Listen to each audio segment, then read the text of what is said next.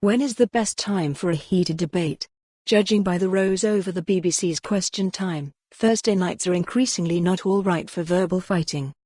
The show made the news again last week when it visited Weymouth. The topic was immigration and the government's plans for a points-based system. One woman in the audience claimed public services were being overwhelmed by the number of people flooding in and the UK should completely close the borders. The BBC's decision to tweet the 82-second clip unchallenged has been widely criticised. Owen Jones, columnist for The Guardian, called it a vile, unhinged rant, packed full of lies and hate, and the BBC decided to uncritically clip it so it can be easily shared across social media. In response, the BBC said it posted 5 excerpts, including one of a panellist responding directly to the questioner. Between this row and other incidents, including failing to identify an audience member as a former Conservative MSP, Question Time illustrates what can go wrong with as live debates. The programme is recorded on the evening of transmission.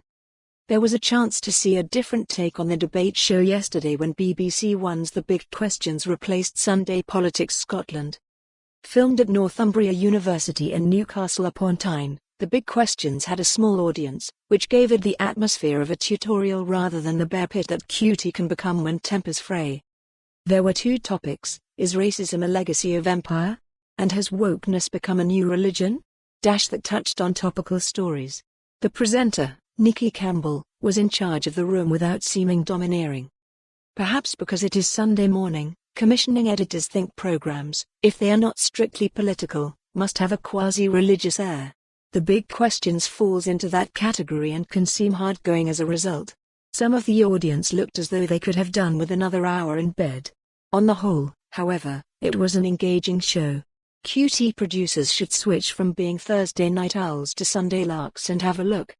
In a week when flooding has dominated the news, it was the turn of George Eustice, Secretary of State for Environment, to tour the studios. The flooding made the newspaper review on The Andrew Marr Show. Marr said he had taken the train to Glasgow the day before, to interview Nicola Sturgeon, of which more later, and had been shocked to see the amount of standing water covering fields. Not to be outdone, Sarah Vine, Daily Mail columnist and wife of former Environment Secretary Michael Gove, said she had taken her dogs out of London for a day and seen likewise. To think some folk regard Londoners as out of touch. So to the sit-down between Scotland's First Minister and Marr.